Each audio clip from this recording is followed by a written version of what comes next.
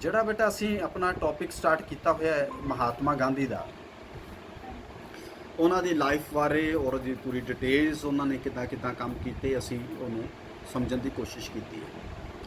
ਹੁਣ ਅਸੀਂ ਦੂਸਰੇ ਇਸ ਉਹਨਾਂ ਦੇ ਐਸਪੈਕਟ ਨੂੰ ਦੇਖਣਾ ਹੈ ਜੋ ਸਾਡੇ ਸਿਲੇਬਸ ਦਾ ਪਾਰਟ ਹੈ ਕਿ ਗਾਂਧੀ ਜੀ ਨੇ ਅਲੱਗ-ਅਲੱਗ ਜਿਹੜੇ ਸੱਤਿਆਗ੍ਰਹਿ ਕੀਤੇ ਉਹ ਕੀ ਸੀ, ਔਰ ਉਹਨਾਂ ਸੱਤਿਆਗ੍ਰਹਾਂ ਦੇ ਵਿੱਚ ਜਿਹੜੇ ਇੰਪੋਰਟੈਂਟ, ਉਹਨਾਂ ਵਿੱਚੋਂ 3 ਸੱਤਿਆਗ੍ਰਹਿ ਬੜੇ ਇੰਪੋਰਟੈਂਟ ਨੇ। ਚੰਪਾਰਨ ਦਾ ਸੱਤਿਆਗ੍ਰਹਿ, ਅਹਿਮਦਾਬਾਦ ਦਾ ਸੱਤਿਆਗ੍ਰਹਿ ਔਰ ਖੇੜਾ ਦਾ ਸੱਤਿਆਗ੍ਰਹਿ। ਤਾਂ ਉਹਨਾਂ 3 ਸੱਤਿਆਗ੍ਰਹਿਾਂ ਦੀ ਜਿਹੜੀ ਡਿਟੇਲ ਹੈ ਉਹ ਅਸੀਂ ਸਮਝਣ ਦੀ ਕੋਸ਼ਿਸ਼ ਕਰਨੀ ਹੈ। ਪਹਿਲਾਂ ਤਾਂ ਬੇਟਾ ਮਤਲਬ ਹੈ ਕਿ ਸੱਤਿਆਗ੍ਰਹਿ ਕਿਹਨੂੰ ਕਹਿੰਦੇ, ਔਰ ਗਾਂਧੀ ਜੀ ਦੀ ਫਿਲਾਸਫੀ ਦੇ ਵਿੱਚ ਸੱਤਿਆਗ੍ਰਹਿ ਸ਼ਬਦ ਕਿੱਥੋਂ ਆਇਆ। ਅਸੀਂ ਇੱਕ ਗੱਲ ਤਾਂ ਸਾਰੇ ਸਮਝਦੇ ਹਾਂ ਔਰ ਸਾਨੂੰ ਪਤਾ ਹੈ ਕਿ ਗਾਂਧੀ ਜੀ ਦੇ 2 ਸਿਧਾਂਤ ਬੜੇ ਇੰਪੋਰਟੈਂਟ ਸੀ, ਇੱਕ ਟਰੁੱਥ ਔਰ ਦੂਜਾ ਨੌਨ ਵਾਇਲੈਂਸ, ਸੱਚਾਈ ਤੇ ਅਹਿੰਸਾ। ਇਹ ਤਾਂ ਸਾਰਿਆਂ ਨੂੰ ਪਤਾ ਹੈ।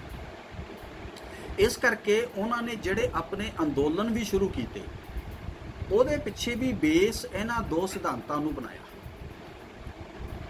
ਇੱਕ ਟਰੁੱਥ ਔਰ ਦੂਜਾ ਨੌਨ ਵਾਇਲੈਂਸ। ਔਰ ਉੱਥੋਂ ਦੀ ਹੀ ਇਹ ਸ਼ਬਦ ਨਿਕਲਿਆ ਸੱਤਿਆਗ੍ਰਹਿ। सत्य मैंने सच्चाई और आग्रह मैंने किसी नू रिक्वेस्ट करना, प्रेरित करना। मजबूरी ਜਾਂ मतलब कि ਤੁਸੀਂ ਇਹਨੂੰ ਇਸ ਤਰ੍ਹਾਂ ਨਾਲ ਸਮਝ ਲਓ ਕਿ ਸੱਚਾਈ ਤੇ ਚੱਲਦੇ ਹੋਏ ਦੂਜੇ ਵਿਅਕਤੀ ਨੂੰ ਆਪਣੀ ਗੱਲ ਮੰਨਣ ਦੇ ਲਈ ਮਜਬੂਰ ਕਰਨਾ, ਆਗ੍ਰਹਿ ਕਰਨਾ। ਉੱਥੋਂ ਸ਼ਬਦ ਨਿਕਲਿਆ ਕਿ ਸੱਤਿਆ ਆਗ੍ਰਹਿ। ਪਰ ਤੁਹਾਡਾ ਜੋ ਆਗ੍ਰਹਿ ਹੈ, ਜੋ ਤੁਸੀਂ ਦੂਜੇ ਨੂੰ ਮਜਬੂਰ ਕਰ ਰਹੇ ਹੋ, ਉਹ ਸੱਚਾਈ ਤੇ ਬੇਸਡ ਹੋਣਾ ਚਾਹੀਦਾ ਹੈ, ਨੌਨ ਵਾਇਲੈਂਸ ਦੇ ਉੱਤੇ ਬੇਸਡ ਹੋਣਾ ਚਾਹੀਦਾ ਹੈ। ਇਸ ਤਰੀਕੇ ਦੇ ਨਾਲ ਇਹ ਸੱਤਿਆ ਆਗ੍ਰਹਿ ਕੀਤਾ ਗਿਆ। ਇਹਦਾ ਅਰਥ ਹੈ ਸੱਚਾਈ ਉੱਤੇ ਮਜ਼ਬੂਤੀ ਦੇ ਨਾਲ ਖੜੇ ਰਹਿ ਕੇ ਦੂਜੇ ਨੂੰ ਆਪਣੀ ਗੱਲ ਮੰਨਣ ਦੇ ਲਈ ਮਜਬੂਰ ਕਰਨਾ। ਇਹ ਇੱਕ ਐਸੀ ਇੱਕ ਨਵੀਂ ਟੈਕਨੀਕ ਸੀ ਜੋ ਉਸ ਤੋਂ ਪਹਿਲਾਂ ਦੁਨੀਆ ਦੇ ਵਿੱਚ ਕਿਸੇ ਨੇ ਨਹੀਂ ਸੀ ਅਪਣਾਈ। ਔਰ ਗਾਂਧੀ ਜੀ ਖੁਦ ਕਹਿੰਦੇ ਆ ਕਿ ਇਹ ਟੈਕਨੀਕ ਅਪਣਾਉਣ ਦੇ ਲਈ ਤੁਹਾਡੇ ਕੋਲੇ ਬੜੀ ਵੱਡੀ ਮੋਰਲ ਐਂਡ ਸੋਲ ਫੋਰਸ ਚਾਹੀਦੀ ਹੈ। ਸੋਲ ਫੋਰਸ, ਫਿਜ਼ੀਕਲ ਫੋਰਸ ਨਹੀਂ, ਤੁਹਾਡੀ ਆਤਮਾ ਦੀ ਸ਼ਕਤੀ ਚਾਹੀਦੀ ਹੈ, ਸਰੀਰਕ ਤਾਕਤ ਨਹੀਂ ਖਾਲੀ ਚਾਹੀਦੀ। ਕਿਉਂਕਿ ਤੁਹਾਡੇ ਉੱਤੇ ਜਦੋਂ ਤੁਸੀਂ ਇਸ ਰਾਹ ਤੇ ਚੱਲੋਗੇ ਤਾਂ ਜਿਹੜਾ ਦੁਸ਼ਮਣ ਹੈ ਉਹ ਤੁਹਾਡੇ ਉੱਤੇ ਜ਼ੁਲਮ ਵੀ ਕਰੇਗਾ, ਤੁਹਾਡੇ ਤੇ ਅਤਿਆਚਾਰ ਵੀ ਕਰੇਗਾ, ਤੁਹਾਨੂੰ ਪੀੜਿਤ ਵੀ ਕਰੇਗਾ, ਤੁਹਾਨੂੰ ਦਬਾਉਣ ਦੀ ਕੋਸ਼ਿਸ਼ ਵੀ ਕਰੇਗਾ। ਪਰ ਇਹਨਾਂ ਸਾਰੀਆਂ ਚੀਜ਼ਾਂ ਦਾ ਮੁਕਾਬਲਾ ਸਵੇ ਇੱਛਾ ਦੇ ਨਾਲ ਸਹਿ ਕੇ ਕਰਨਾ ਹੈ ਤੇ ਦੂਜੇ ਨੂੰ ਆਪਣੇ ਪਿਆਰ, ਅਹਿੰਸਾ ਤੇ ਮਨੁੱਖੀ ਸਨਮਾਨ ਨਾਲ ਮਜਬੂਰ ਕਰ ਦੇਣਾ ਹੈ ਕਿ ਤੂੰ ਇਹ ਚੀਜ਼ਾਂ ਛੱਡ ਦੇ। ਬੜਾ ਔਖਾ ਲੱਗਦਾ ਸੀ, ਬਟ ਉਹਨਾਂ ਨੇ ਪ੍ਰੈਕਟੀਕਲੀ ਇਸ ਨੂੰ ਲਾਗੂ ਕੀਤਾ ਔਰ ਲਾਗੂ ਕਰਕੇ ਦਿਖਾਇਆ। ਤੋ ਇਹ ਇੱਥੋਂ ਦੀ ਉਹਨਾਂ ਦੇ ਸੱਤਿਆਗ੍ਰਹਿ ਸ਼ੁਰੂ ਹੁੰਦੇ ਆ। ਔਰ ਉਹਦਾ ਪਹਿਲਾ ਐਕਸਪੈਰੀਮੈਂਟ ਉਹਨਾਂ ਨੇ ਕੀਤਾ ਚੰਪਾਰਨ 'ਚ। ਚੰਪਾਰਨ ਬਿਹਾਰ ਦੇ ਵਿੱਚ ਇੱਕ ਛੋਟਾ ਜਿਹਾ ਏਰੀਆ ਹੈ। ਉੱਥੇ ਇੱਕ ਮੰਡਲ ਹੈ ਜਿਹਦਾ ਨਾਮ ਹੈਗਾ ਤਿਰਹੁਤ ਮੰਡਲ। ਉਹਦੇ ਵਿੱਚ ਇੱਕ ਛੋਟੀ ਜਿਹੀ ਜਗ੍ਹਾ ਚੰਪਾਰਨ ਹੈ, ਕਸਬਾ ਹੈ ਇੱਕ ਬੇਸਿਕਲੀ। ਉੱਥੇ ਇੱਕ ਕਾਨੂੰਨ ਚੱਲਦਾ ਸੀ ਵੀ ਜਿਹੜੇ ਕਿਸਾਨ ਸੀਗੇ, ਅਗਰ ਉਹਨਾਂ ਦੇ ਕੋਲੇ ਜ਼ਮੀਨ ਹੈ ਤਾਂ ਉਹਨੂੰ ਮੋਟੇ ਤੌਰ ਤੇ ਸਮਝਣ ਲਈ ਕਹਿ ਲਓ ਵੀ ਉਹਦੇ 20 ਹਿੱਸੇ ਕਰ ਦਿਓ, ਤਾਂ 20 ਹਿੱਸਿਆਂ ਵਿੱਚੋਂ 3 ਹਿੱਸਿਆਂ ਦੇ ਉੱਤੇ ਤੁਹਾਡੇ ਲਈ ਜ਼ਰੂਰੀ ਸੀ ਕਿ ਜਿਹੜੀ ਤੁਸੀਂ ਖੇਤੀ ਕਰੋਗੇ ਉਹ ਨੀਲ ਦੀ ਖੇਤੀ ਕਰੋਗੇ। ਔਰ ਜਿਹੜੇ ਨੀਲ ਦੀ ਖੇਤੀ ਕਰਾਉਣ ਵਾਲੇ ਲੋਕ ਨੇ ਉਹ ਜ਼ਿਆਦਾਤਰ ਅੰਗਰੇਜ਼ ਸਨ। ਔਰ ਜਿਹੜੇ ਕਿਸਾਨ ਨੇ ਉਹਨਾਂ ਨੂੰ ਕਿਹਾ ਜਾਂਦਾ ਸੀ ਰਿਆਤ। ਇੱਕ ਸ਼ਬਦ ਹੈ ਜਿਹਦਾ ਤੁਸੀਂ ਪ੍ਰਯੋਗ ਕਰਨਾ, ਕੀ ਕਿਹਾ ਜਾਂਦਾ ਸੀ ਉਸ ਨੂੰ? ਰਿਆਤ ਕਿਹਾ ਜਾਂਦਾ ਸੀ। ਔਰ ਜਿਹੜੇ ਜ਼ਮੀਨਾਂ ਦੇ ਮਾਲਕ ਸਨ, ਜਿਨ੍ਹਾਂ ਨੇ ਮਜਬੂਰ ਕਰਦੇ ਸੀਗੇ ਵੀ ਤੁਸੀਂ ਇਹ 3 ਹਿੱਸਿਆਂ ਤੇ ਨੀਲ ਦੀ ਖੇਤੀ ਕਰਨੀ ਹੀ ਕਰਨੀ ਹੈ, ਉਹ ਸੀਗੇ ਅੰਗਰੇਜ਼ ਜ਼ਿਆਦਾਤਰ। ਉਹ ਜ਼ੁਲਮ ਵੀ ਕਰਦੇ ਸੀ। ਔਰ ਨਾ ਸਿਰਫ 3 ਹਿੱਸਿਆਂ ਤੇ, 3 ਹਿੱਸੇ ਤਾਂ ਕੰਪਲਸਰੀ ਸੀ, ਉਹ ਈਵਨ ਕਹਿੰਦੇ ਸੀ ਬਾਕੀ ਜ਼ਮੀਨ ਦੇ ਉੱਤੇ ਵੀ ਨੀਲ ਦੀ ਖੇਤੀ ਕਰੋ। ਉਹਦਾ ਨੁਕਸਾਨ ਕੀ ਹੈ ਤੁਸੀਂ ਇਹ ਪੁੱਛ ਸਕਦੇ ਹੋ। ਜਦੋਂ ਨੀਲ ਦੀ ਖੇਤੀ ਕਰੋਗੇ, ਨੀਲ ਮੈਂ ਖਰੀਦਣਾ ਹੈ, ਮੈਂ ਉਹਨੂੰ ਆਪਣੇ ਰੇਟ ਤੇ ਖਰੀਦੂੰਗਾ, ਮੈਂ ਤੁਹਾਨੂੰ ਓਨਾ ਹੀ ਪ੍ਰੋਫਿਟ ਦਊਂਗਾ ਜਿੰਨਾ ਮੈਂ ਚਾਹੂੰਗਾ, ਮੈਂ ਤੁਹਾਨੂੰ ਓਨਾ ਦੇਤਾ। ਪਰ ਤੁਹਾਡੇ ਕੋਲ ਇਹ ਸੰਤੁਸ਼ਟੀ ਹੈ ਕਿ ਬਾਕੀ 17 ਹਿੱਸਿਆਂ ਤੇ ਮੈਂ ਆਪਣੀ ਫਸਲ ਬੀਜੀ ਹੈ, ਉਹਦੇ 'ਚ ਗੇਹੂੰ ਬੀਜੀ, ਚਾਵਲ ਬੀਜੇ, ਫਸਲਾਂ ਬੀਜੀਆਂ, ਮੇਰੀ ਜ਼ਿੰਦਗੀ ਚੱਲਦੀ ਰਹੇ, ਮੇਰੀ ਰੋਜੀ ਰੋਟੀ ਚੱਲਦੀ ਰਹੇ। ਪਰ ਜੇ ਮੈਂ ਬਾਕੀ ਤੇ ਵੀ ਨੀਲ ਬੀਜ ਦਿੱਤੀ, ਮੈਨੂੰ ਰੇਟ ਸਹੀ ਨਾ ਮਿਲਿਆ, ਤਾਂ ਮੈਂ ਭੁੱਖਾ ਮਰ ਜਾਵਾਂ। ਤੇ ਨੀਲ ਤਾਂ ਕਿਸੇ ਹੋਰ ਨੇ ਖਰੀਦਣਾ ਨਹੀਂ, ਉਹ ਤਾਂ ਉਸੇ ਬੰਦੇ, ਉਹ ਤਾਂ ਫੈਕਟਰੀਆਂ ਨੇ ਨਹੀਂ, ਉਹ ਤਾਂ ਬਿਜ਼ਨਸਮੈਨ ਹੀ ਖਰੀਦੇਗਾ ਜਿਹਨੇ ਅੱਗੋਂ ਨੀਲ ਵੇਚਣਾ। ਕਿਉਂਕਿ ਨੀਲ ਜ਼ਰੂਰਤ ਦੀ ਵਸਤੂ ਨਹੀਂ ਹੈ। ਗੇਹੂੰ, ਚਾਵਲ, ਜੌਂ, ਬਾਜਰਾ, ਦੂਜੀਆਂ ਫਸਲਾਂ, ਸਬਜ਼ੀਆਂ, ਇਹ ਜ਼ਰੂਰਤ ਦੀਆਂ ਵਸਤੂਆਂ ਨੇ। ਔਰ ਈਵਨ ਬੇਗਾਰ ਲੈਂਦੇ ਸੀ। ਬੇਗਾਰ ਦਾ ਮਤਲਬ ਹੁੰਦਾ ਹੈ ਕਿ ਜੋ ਤੁਹਾਡਾ ਦੇਣਾ ਨਹੀਂ ਬਣਦਾ, ਮੈਂ ਮਜਬੂਰੀ ਵਸ਼ ਕਹਿੰਦਾ ਵੀ ਲਿਆ ਭਾਈ ਅੱਜ ਇਹ ਵੀ ਚੀਜ਼ਾਂ ਦੀ ਗਿਫਟ ਦਿਓ, ਉਹਨੂੰ ਬੇਗਾਰ ਕਹਿ ਦਿੰਦੇ। ਮਜ਼ਦੂਰੀ ਵੀ ਘੱਟ ਦੇਣੀ, ਕਿਉਂਕਿ ਬੰਦਾ ਡਰਦਾ ਸੀ। ਔਰ ਉਹਨਾਂ ਦੇ ਨਾਲ ਬਹੁਤ ਸਾਰਾ ਸ਼ੋਸ਼ਣ ਕੀਤਾ ਜਾਂਦਾ ਸੀ। ਉਹਨਾਂ ਦੇ ਇਸ ਸਿੱਧੇ ਸਾਤੇ ਜਿਹੜੇ ਰਿਆਤ ਸੀਗੇ, ਉਹ ਲਗਾਤਾਰ ਸ਼ੋਸ਼ਣ ਸਹਿ ਰਹੇ ਸਨ। ਬਜਰ ਕਿਸ਼ੋਰ ਪ੍ਰਸਾਦ, ਨੰਦ ਕਿਸ਼ੋਰ, ਇਹਨਾਂ ਸਮਾਜ ਸੇਵਕਾਂ ਨੇ, ਇਹਨਾਂ ਮੁਜ਼ਾਹਰਿਆਂ ਜਿਨ੍ਹਾਂ ਨੂੰ ਅਸੀਂ ਰਿਆਤ ਕਹਿੰਦੇ ਆ, ਉਹਨਾਂ ਦੇ ਖਿਲਾਫ ਆਵਾਜ਼ ਉਠਾਈ।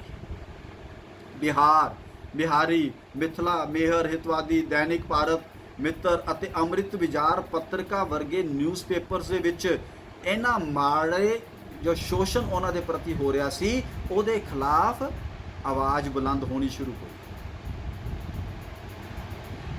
ਪਰ ਜਿਹੜੇ ਨੀਲ ਦੇ ਬਗਾਨ ਦੇ ਮਾਲਕ ਸਨ, ਉਹਨਾਂ ਦੇ ਉੱਤੇ ਇਹਨਾਂ ਚੀਜ਼ਾਂ ਦਾ ਕੋਈ ਅਸਰ ਨਹੀਂ ਹੋਇਆ। ਸ਼ੋਸ਼ਣ ਲਗਾਤਾਰ ਚੱਲਦਾ ਰਿਹਾ। ਦਸੰਬਰ 1916 ਚ ਬਿਹਾਰ ਦੇ ਜਿਹੜੇ ਪ੍ਰਤੀਨਿਧੀ ਕਾਂਗਰਸ ਦੇ ਸਾਲਾਨਾ ਅਧਿਵੇਸ਼ਨ ਵਿੱਚ ਹਿੱਸਾ ਲੈਣ ਲਈ ਲਖਨਊ ਗਏ, ਜਦੋਂ ਲਖਨਊ ਪੈਕਟ ਹੁੰਦਾ 1916 ਚ, ਤਾਂ ਉੱਥੇ ਉਹਨਾਂ ਨੇ ਜਾ ਕੇ ਗਾਂਧੀ ਜੀ ਨੂੰ ਦੱਸਿਆ ਵੀ ਜੀ ਸਾਡੇ ਇਲਾਕੇ ਦੇ ਵਿੱਚ ਤਾਂ ਆਹ ਕੰਮ ਹੋ ਰਿਹਾ, ਵੀ ਤੁਸੀਂ ਇੱਕ ਵਾਰੀ ਆਪ ਆ ਕੇ ਦੇਖੋ ਵੀ ਉੱਥੇ ਹਾਲਾਤ ਕੀ ਨੇ। ਤੇ ਗਾਂਧੀ ਜੀ ਨੇ ਆਸ਼ਵਾਸਨ ਦਿੱਤਾ ਕਿ ਮੈਂ ਜਲਦੀ ਉੱਥੇ ਚੰਪਾਰਨ ਪਹੁੰਚੂੰਗਾ।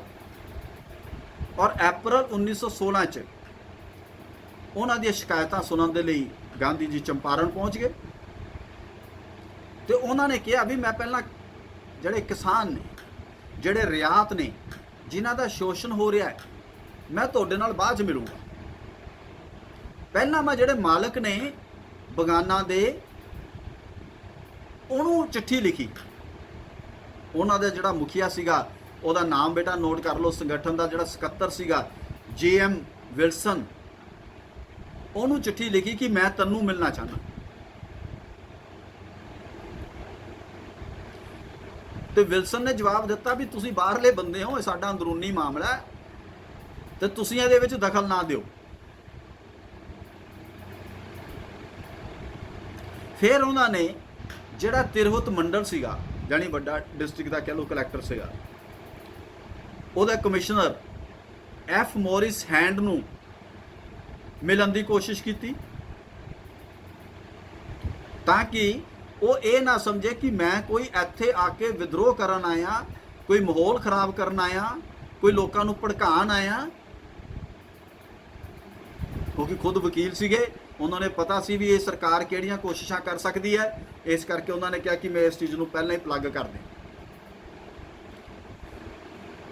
ਪਰ ਜਿਹੜਾ ਉਹਨਾਂ ਦਾ ਮੰਡਲ ਦਾ ਜਿਹੜਾ ਕਮਿਸ਼ਨਰ ਸੀਗਾ F ਮੋਰਿਸ ਹੈਂਡ, ਉਹਨੇ ਇਹ ਸਮਝਿਆ ਕਿ ਗਾਂਧੀ ਜੀ ਦੀ ਕਾਰਵਾਈ ਨਾਲ ਇੱਥੇ ਸ਼ਾਂਤੀ ਦੀ ਵਿਵਸਥਾ ਭੰਗ ਹੋ ਸਕਦੀ ਹੈ, ਤੇ ਉਹਨੇ ਮਿਲਣ ਦੀ ਥਾਂ ਤੇ ਆਰਡਰ ਕੀਤਾ ਵੀ ਵਾਪਸ ਚਲੇ ਜਾਓ, ਇਮੀਡੀਏਟਲੀ ਹੁਣੇ ਚਲੇ ਜਾਓ। ਪਰ ਗਾਂਧੀ ਜੀ ਤਾਂ ਮਿਲਣ ਲਈ ਆਏ ਸੀ ਤੇ ਉਹਨਾਂ ਨੇ ਜਾਣ ਤੋਂ ਇਨਕਾਰ ਕਰ ਦਿੱਤਾ। ਔਰ ਉਹਨਾਂ ਨੇ ਕਿਹਾ ਕਿ ਮੈਂ ਇਹਨਾਂ ਲੋਕਾਂ ਦੀ ਗੱਲ ਸੁਣੇ ਬਿਨਾ ਨਹੀਂ ਜਾਣਾ। ਤੇ ਉਹ ਚੰਪਾਰਨ ਵਾਲੇ ਰਸਤੇ ਤੇ ਤੁਰ ਪਏ। ਮੈਜਿਸਟ੍ਰੇਟ ਨੇ, ਜਿਹੜਾ ਜ਼ਿਲ੍ਹੇ ਦਾ ਮੈਜਿਸਟ੍ਰੇਟ ਸੀ, ਉਹਨਾਂ ਨੇ ਗਾਂਧੀ ਜੀ ਨੂੰ ਚੰਪਾਰਨ ਛੱਡ ਕੇ ਚਲੇ ਜਾਣ ਦਾ ਹੁਕਮ ਦਿੱਤਾ। ਗਾਂਧੀ ਨੇ ਜਵਾਬ ਦਿੱਤਾ ਕਿ ਜਦ ਤੱਕ ਮੇਰਾ ਪੁੱਛ ਪੜਤਾਲ ਦਾ ਕੰਮ ਪੂਰਾ ਨਹੀਂ ਹੋ ਜਾਂਦਾ, ਮੈਂ ਚੰਪਾਰਨ ਛੱਡ ਕੇ ਨਹੀਂ ਜਾਣਾ। ਔਰ ਉਹਨਾਂ ਦੇ ਖਿਲਾਫ ਮੁਕੱਦਮਾ ਦਰਜ ਕੀਤਾ ਗਿਆ। ਗਾਂਧੀ ਜੀ ਨੇ ਸਬ ਡਿਵੀਜ਼ਨਲ ਮੈਜਿਸਟ੍ਰੇਟ ਦੇ ਸਾਹਮਣੇ ਪੇਸ਼ ਹੋਣ ਦਾ ਉਹਨਾਂ ਨੂੰ ਕਿਹਾ, ਹੁਕਮ ਦਿੱਤਾ ਵੀ ਆ ਕੇ ਆਪਣੀ ਗੱਲ ਰੱਖੋ, ਤੁਹਾਡੇ ਖਿਲਾਫ ਮੁਕੱਦਮਾ ਦਰਜ ਹੋਇਆ। ਤੇ ਜਦੋਂ ਗਾਂਧੀ ਜੀ ਉੱਥੇ ਆਪਣਾ ਜਵਾਬ ਦੱਸਣਗੇ, ਆਪਣੇ ਗੱਲਬਾਤ ਦੱਸਣ ਲਈ ਗਏ ਤਾਂ ਉਹਨਾਂ ਦੇ ਨਾਲ 2000 ਹੋਰ ਬੰਦੇ ਵੀ ਉੱਥੇ ਪਹੁੰਚ ਗਏ, ਜਿਨ੍ਹਾਂ 'ਚ ਬਹੁਤ ਵੱਡੀ ਗਿਣਤੀ ਦੇ ਵਿੱਚ ਕਿਸਾਨ ਸੀਗੇ।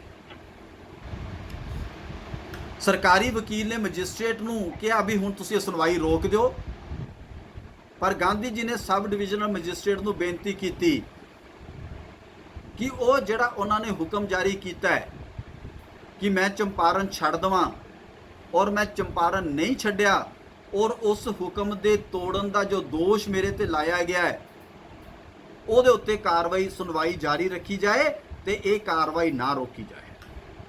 ਮੈਜਿਸਟ੍ਰੇਟ ਨੇ ਕਿਹਾ ਕਿ ਜੇਕਰ ਗਾਂਧੀ ਜੀ ਉਸ ਜ਼ਿਲ੍ਹੇ ਤੋਂ ਚਲੇ ਜਾਣ ਔਰ ਉੱਥੇ ਦੁਬਾਰਾ ਨਾ ਵਾਪਸ ਆਉਣ ਦਾ ਵਾਅਦਾ ਕਰਨ ਤਾਂ ਮੁਕੱਦਮਾ ਵਾਪਸ ਲਿਆ ਜਾ ਸਕਦਾ ਵੀ ਹੁਣ ਤਾਂ ਚਲੋ ਹੋ ਗਿਆ, ਪਰ ਦੁਬਾਰਾ ਅਸ਼ੋਰੈਂਸ ਜੋ ਵੀ ਵਾਪਸ ਨਹੀਂ ਆਉਂਗੇ। ਤੇ ਗਾਂਧੀ ਜੀ ਨੇ ਜਵਾਬ ਦਿੱਤਾ ਕਿ ਇਹ ਨਹੀਂ ਹੋ ਸਕਦਾ, ਮੈਂ ਜੇਲ੍ਹ ਤੋਂ ਵਾਪਸ ਆ ਕੇ ਵੀ ਚੰਪਾਰਨ ਚ ਆਊਂਗਾ ਤੇ ਇਹਨਾਂ ਲੋਕਾਂ ਦੀ ਗੱਲ ਸੁਣੂੰਗਾ। ਗਾਂਧੀ ਜੀ ਦੇ ਇਸ ਬੜੇ ਹੌਸਲੇ ਵਾਲੇ ਬਿਆਨ ਤੋਂ ਜਿਹੜਾ ਸੀਗਾ ਉਹ ਪ੍ਰਭਾਵਿਤ ਹੋਇਆ।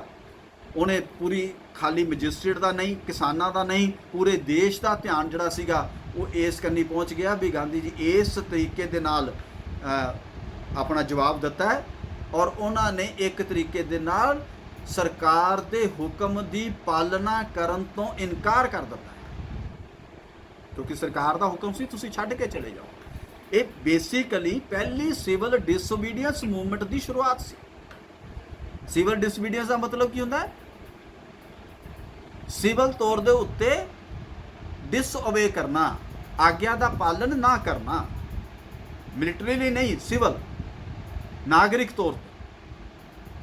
ਤਾਂ ਉਹ ਨਾਗਰਿਕ ਤੌਰ ਤੇ ਉਹਨਾਂ ਨੇ ਵਿਰੋਧ ਕੀਤਾ ਸੀ ਤੇ ਗਾਂਧੀ ਜੀ ਨੇ ਕੀ ਕੀਤਾ ਕਿ ਆਪਣਾ ਕੰਮ ਸ਼ੁਰੂ ਕਰਤਾ ਤੇ ਉਹਨਾਂ ਨੇ ਮੁਜ਼ਾਹਰਿਆਂ ਦਾ ਪੱਖ ਸੁਣਨਾ ਸ਼ੁਰੂ ਕਰ ਦਿੱਤਾ। ਬਗਾਨ ਦੇ ਮਾਲਕਾਂ ਦੀ ਇੱਕ ਸੰਸਥਾ ਸੀਗੀ, ਜਿਹੜੇ ਉਹਨਾਂ ਦਾ ਗਰੁੱਪ ਬਣਿਆ ਸੀ ਦਾ ਯੂਰੋਪੀਅਨ ਡਿਫੈਂਸ ਐਸੋਸੀਏਸ਼ਨ ਤੇ ਐਂਗਲੋ ਇੰਡੀਅਨ ਪ੍ਰੈਸ, ਉਹਨੇ ਇਸ ਕੰਮ ਦੇ ਵਿੱਚ ਬੇਟਾ ਰੁਕਾਵਟ ਪਾਉਣ ਦੀ ਕੋਸ਼ਿਸ਼ ਕੀਤੀ। ਜਦੋਂ ਰੁਕਾਵਟ ਪਾਉਣ ਦੀ ਕੋਸ਼ਿਸ਼ ਕੀਤੀ ਤਾਂ ਗਾਂਧੀ ਜੀ ਨੇ ਬਿਹਾਰ ਦੇ ਉਪ ਰਾਜਪਾਲ, ਜਿਹੜਾ ਲੈਫਟੀਨੈਂਟ ਗਵਰਨਰ ਉਸ ਵੇਲੇ ਇੰਚਾਰਜ ਹੁੰਦਾ ਸੀਗਾ, ਉਹਨੂੰ ਤੇ ਕਾਰਜਕਾਰੀ ਕੌਂਸਲਾਂ ਦੇ ਮੈਂਬਰਾਂ ਨੂੰ ਚੰਪਾਰਨ ਵਿੱਚ ਖੇਤੀ ਸੰਬੰਧੀ ਹਾਲਤ ਦੀ ਜਾਂਚ ਕਰਾਉਣ ਲਈ ਬੇਨਤੀ ਪੱਤਰ ਲਿਖ ਦਿੱਤਾ ਤੇ ਕਿਹਾ ਵੀ ਤੁਸੀਂ ਇੱਥੇ ਇੱਕ ਕਮੇਟੀ ਬਿਠਾਓ ਤੇ ਉਹ ਕਮੇਟੀ ਇਹਦਾ ਨਿਰੀਖਣ ਕਰੇ। ਇਸ ਸਮਿਤੀ ਦੀ ਖੋਜ ਅਤੇ ਸੁਝਾਅ ਦੇ ਆਧਾਰ ਤੇ ਚੰਪਾਰਨ ਦੇ ਕ੍ਰਿਸ਼ੀ ਅਧਿਨਿਯਮ ਪਾਸ ਕੀਤਾ ਗਿਆ ਔਰ ਇੱਕ ਵੱਡੇ ਸਮਾਜਿਕ ਵਰਗ ਦੇ ਲੰਬੇ ਸਮੇਂ ਤੋਂ ਚੱਲੇ ਆ ਰਹੇ ਕਸ਼ਟਾਂ ਤੇ ਦੁੱਖਾਂ ਨੂੰ ਬਾਅਦ ਦੇ ਵਿੱਚ ਖਤਮ ਕੀਤਾ ਗਿਆ। ਤੋ ਇਸ ਤਰੀਕੇ ਦੇ ਨਾਲ ਤਿੰਨ ਕਟਿਆ ਪ੍ਰਥਾ, ਤਿੰਨ ਕਟਿਆ ਦਾ ਮਤਲਬ ਵੀ 20 ਵਿੱਚੋਂ 3 ਹਿੱਸਿਆਂ ਦੇ ਉੱਤੇ ਖੇਤੀ ਨੀਲ ਦੀ ਕਰੋਗੇ, ਉਹ ਜਿਹੜੀ ਪਾਬੰਦੀ ਲਾਈ ਸੀ ਉਹ ਖਤਮ ਹੋ ਗਈ ਔਰ ਉਸ ਦੇ ਨਾਲ ਨਾਲ ਬਗਾਨ ਦੇ ਮਾਲਕਾਂ ਦਾ ਰਾਜ ਵੀ ਖਤਮ ਹੋ ਗਿਆ। ਇਹ ਪਹਿਲਾ ਚੰਪਾਰਨ ਦਾ ਵੱਡਾ ਇੰਪੋਰਟੈਂਟ ਸੱਤਿਆਗ੍ਰਹਿ ਸੀ, ਬਿਲਕੁਲ ਨੌਨ ਵਾਇਲੈਂਸ ਔਰ ਟਰੁਥ ਦੇ ਉੱਤੇ ਬੇਸ, ਜਿਹਦੇ ਵਿੱਚ ਗਾਂਧੀ ਜੀ ਨੂੰ ਸਫਲਤਾ ਪ੍ਰਾਪਤ ਹੋਈ। ਤੋ ਜਿਹਦੇ ਨਾਲ ਲੋਕਾਂ ਦੇ ਮਨਾਂ 'ਚ ਇੱਕ ਵਿਸ਼ਵਾਸ ਪੈਦਾ ਹੋ ਗਿਆ ਕਿ ਸੱਤਿਆਗ੍ਰਹਿ ਤੇ ਚੱਲਦੇ ਹੋਏ ਅਸੀਂ ਵੱਡੀ ਤੋਂ ਵੱਡੀ ਜਿੱਤ ਪ੍ਰਾਪਤ ਕਰ ਸਕਦੇ। ਦੂਸਰਾ ਬੇਟਾ ਅਹਿਮਦਾਬਾਦ ਦਾ ਸੱਤਿਆਗ੍ਰਹਿ, ਹਜੇ ਇਹ ਕੰਮ ਚੱਲ ਹੀ ਰਿਹਾ ਸੀ, ਮਲਕੇ ਸਮਿਤੀ ਦਾ ਫੈਸਲਾ ਆ ਕੇ ਸਮਿਤੀ ਦਾ ਫੈਸਲਾ ਲਾਗੂ ਹੋਣ ਦਾ। ਅਹਿਮਦਾਬਾਦ ਦੇ ਵਿੱਚੋਂ ਦੀ ਸ਼੍ਰੀਮਤੀ ਅਨੁਸਈਆ ਬਾਈ ਨੇ ਇੱਕ ਗਾਂਧੀ ਜੀ ਨੂੰ ਲੈਟਰ ਲਿਖਿਆ ਕਿ ਅਹਿਮਦਾਬਾਦ ਵਿੱਚ ਮਿਲਾਂ, ਫੈਕਟਰੀਆਂ, ਇਹ ਕਿਸਾਨ ਸੀ ਉੱਥੇ ਮਿਲਾਂ 'ਚ ਕੰਮ ਕਰਨ ਵਾਲੇ ਕਾਮਿਆਂ ਯਾਨੀ ਮਜ਼ਦੂਰਾਂ ਦੀ ਹਾਲਤ ਬਹੁਤ ਮਾੜੀ ਹੈ। ਉਹਨਾਂ ਦੀ ਤਰਫ ਤੋਂ ਮਿਲ ਮਾਲਕ ਗੱਲ ਨਹੀਂ ਕਰ ਰਹੇ, ਸਮੱਸਿਆਵਾਂ ਦਾ ਹੱਲ ਨਹੀਂ ਕਰ ਰਹੇ ਤੇ ਤੁਸੀਂ ਮਿਲ ਮਾਲਕਾਂ ਦੇ ਨਾਲ ਗੱਲ ਕਰੋ। ਫਰਵਰੀ 1918 'ਚ ਮਹਾਤਮਾ ਗਾਂਧੀ ਅਹਿਮਦਾਬਾਦ ਪਹੁੰਚੇ। ਸਾਰੇ ਮਾਮਲੇ ਦਾ ਉਹਨਾਂ ਨੇ ਕਿਹਾ ਕਿ ਮੈਂ ਇਹਨੂੰ ਸੁਣਵਾਈ ਕਰੂੰਗਾ, ਨੂੰ 5 ਫੈਸਲੇ ਲਈ ਸੌਂਪਣ ਦੀ ਸਲਾਹ ਦਿੱਤੀ। ਉਹਨਾਂ ਨੇ ਮਿਲ ਮਾਲਕਾਂ ਨੂੰ ਕਿਹਾ ਵੀ ਆਪਾਂ 5 ਬੰਦਿਆਂ ਦੀ ਕਮੇਟੀ ਬਣਾ ਦਿੰਨੇ ਆ, ਉਹ ਦੋਨੋਂ ਪੱਖਾਂ ਦੀ ਗੱਲ ਸੁਣ ਲੈਂਦੇ ਆ ਔਰ ਉਹਨਾਂ ਦੀ ਗੱਲ ਸੁਣ ਕੇ ਜੋ ਫੈਸਲਾ ਹੋਣਗੇ ਉਹ ਕਰ ਦੇਣਗੇ। ਮਿਲ ਮਾਲਕਾਂ ਨੇ ਅਜਿਹਾ ਕਰਨ ਤੋਂ ਇਨਕਾਰ ਕਰਤਾ। ਗਾਂਧੀ ਜੀ ਨੇ ਮਿਲਾਂ ਵਿੱਚ ਕੰਮ ਕਰਨ ਵਾਲਿਆਂ ਨੂੰ ਹੜਤਾਲ ਕਰਨ ਦੀ ਸਲਾਹ ਦਿੱਤੀ ਤੇ ਪਰ ਉਹਨਾਂ ਨੂੰ ਨਾਲ ਇਹ ਕਿਹਾ ਹੜਤਾਲ ਤਾਂ ਤੁਸੀਂ ਕਰਨੀ ਹੈ, ਪਰ ਹੜਤਾਲ ਦਾ ਮਤਲਬ ਸਮਝ ਲਓ। ਹੜਤਾਲ ਦਾ ਮਤਲਬ ਤੋੜ ਫੋੜ ਨਹੀਂ ਹੈ, ਹੜਤਾਲ ਦਾ ਮਤਲਬ ਨੁਕਸਾਨ ਪਹੁੰਚਾਉਣਾ ਨਹੀਂ ਹੈ। ਉਹਨਾਂ ਨੇ ਖਾਸ ਤੌਰ ਦੇ ਉੱਤੇ ਬੇਟਾ 4 ਗੱਲਾਂ ਕਹੀਆਂ। ਉਹ ਕਹਿੰਦੇ ਹਿੰਸਾ ਦਾ ਸਹਾਰਾ ਨਹੀਂ ਲੈਣਾ, ਕੋਈ ਮਾਰ ਕੁਟਾਈ ਨਹੀਂ ਹੋਣੀ ਚਾਹੀਦੀ। ਨੰਬਰ 2, ਹੜਤਾਲ ਵਿੱਚ ਭੇਦਿਆਂ ਨਾਲ ਹੱਥੋਂ ਪਾਈ ਨਹੀਂ ਕਰਨੀ। ਵੀ ਜੇ ਕੋਈ ਬੰਦਾ ਤੁਹਾਡੇ ਨਾਲ ਡਿਫਰੈਂਸ ਆਫ ਓਪੀਨੀਅਨ ਰੱਖਦਾ ਹੈ, ਤੁਹਾਡੀ ਗੱਲ ਨਾਲ ਸਹਿਮਤ ਨਹੀਂ ਹੈ, ਤਾਂ ਤੁਸੀਂ ਹੱਥੋਂ ਪਾਈ ਨਹੀਂ ਕਰੋਗੇ। ਹਾਂ, ਉਹ ਆਪਣੀ ਢੰਗ ਨਾਲ ਗੱਲ ਰੱਖੇਗਾ, ਤੁਸੀਂ ਆਪਣੇ ਢੰਗ ਨਾਲ ਗੱਲ ਰੱਖੋ। ਤੀਸਰਾ, ਭਵਿੱਖ ਵਿੱਚ ਉੱਤੇ ਕਦੇ ਵੀ ਨਿਰਭਰ ਨਹੀਂ ਹੋਣਾ। ਵੀ ਇਹ ਨਹੀਂ ਵੀ ਕੱਲ ਨੂੰ ਠੀਕ ਹੋ ਜਾਊਗਾ, ਅਸੀਂ ਉਹਦਾ ਅੱਜ ਹੀ ਫੈਸਲਾ ਕਰਾਂਗੇ। ਤੇ ਹੜਤਾਲ ਜਿੰਨੇ ਵੀ ਸਮੇਂ ਤੱਕ ਚੱਲੇ ਉਹਨਾਂ ਚਿਰ ਮਜ਼ਬੂਤ ਬਣੇ ਰਹਿਣਾ। ਤੇ ਹੜਤਾਲ ਦੇ ਦਿਨਾਂ ਵਿੱਚ ਕਿਸੇ ਹੋਰ ਇਮਾਨਦਾਰੀ ਦੇ ਤਰੀਕੇ ਨਾਲ ਰੋਟੀ ਕਮਾਣੀ ਹੈ, ਤਾਂ ਕਿ ਕੱਲ ਨੂੰ ਭੁੱਖੇ ਰਹਿ ਕੇ ਕਹੋ ਵੀ ਹੁੰਦਾ ਗੁਜ਼ਾਰਾ ਨਹੀਂ ਹੁੰਦਾ ਤੇ ਹੜਤਾਲ ਤੋੜ ਦਿਓ। ਉਹ ਕਹਿੰਦੇ ਪ੍ਰਬੰਧ ਕਰੋ ਨਾਲ ਨਾਲ, ਤਾਂ ਕਿ ਤੁਹਾਡੀ ਰੋਜੀ ਰੋਟੀ ਨਾ ਟੁੱਟੇ, ਕਿਉਂਕਿ ਜੇ ਰੋਟੀ ਮਿਲਦੀ ਰਹੂਗੀ ਤੁਸੀਂ ਡਟੇ ਰਹੋ। ਗਾਂਧੀ ਜੀ ਦੇ ਉਪਦੇਸ਼ ਸੁਣ ਕੇ ਜਿਹੜੇ ਮਜ਼ਦੂਰ ਤੇ ਉਹਨਾਂ ਦੇ ਨੇਤਾਵਾਂ ਨੇ ਇਹਨਾਂ ਦੇ ਪ੍ਰਤੀਕਿਰਿਆ ਦਿੱਤੀ, ਸ਼ਾਂਤੀਪੂਰਨ ਪ੍ਰਦਰਸ਼ਨ ਕੀਤੇ, ਸੰਗਠਿਤ ਰਹੇ ਔਰ ਆਪਣੇ ਅਸੂਲਾਂ ਤੇ ਖੜੇ ਰਹੇ। ਔਰ 21 ਦਿਨ ਤੱਕ ਇਹ ਹੜਤਾਲ ਚੱਲੀ ਔਰ ਅਖੀਰ ਵਿੱਚ ਮਾਲਕਾਂ ਨੂੰ ਮਜ਼ਦੂਰਾਂ ਦੀ ਤਨਖਾਹ ਵਿੱਚ 35% ਵਾਧਾ ਕਰਨ ਦੇ ਲਈ ਮਜਬੂਰ ਹੋਣਾ ਪਿਆ। 35%, ਜਾਣੀ ਜੇ ਕਿਸੇ ਨੂੰ ਪਹਿਲਾਂ 300 ਰੁਪਈਆ ਮਿਲਦਾ ਸੀ ਤਾਂ ਵੱਧ ਕੇ 400 ਹੋ ਗਿਆ, 400 ਤੋਂ ਵੀ ਜ਼ਿਆਦਾ, ਇੰਨਾ ਫਰਕ ਪੈ ਗਿਆ। ਇਹ ਉਹਨਾਂ ਦੀ ਦੂਜੀ ਵੱਡੀ ਜਿੱਤ ਸੀ। ਤੀਸਰੀ ਬੇਟਾ ਜਿਹੜੀ ਬੜੀ ਇੰਪੋਰਟੈਂਟ ਹੈ, ਉਹ ਹੈ ਖੇੜਾ ਸੱਤਿਆਗ੍ਰਹਿ। ਖੇੜਾ ਦਾ ਸੱਤਿਆਗ੍ਰਹਿ ਹਜੇ ਅਮਰੀਕਾ ਜਿਹੜੀ ਅਹਿਮਦਾਬਾਦੀਆਂ ਦੀ ਜਿਹੜੀ ਹੜਤਾਲ ਹੈ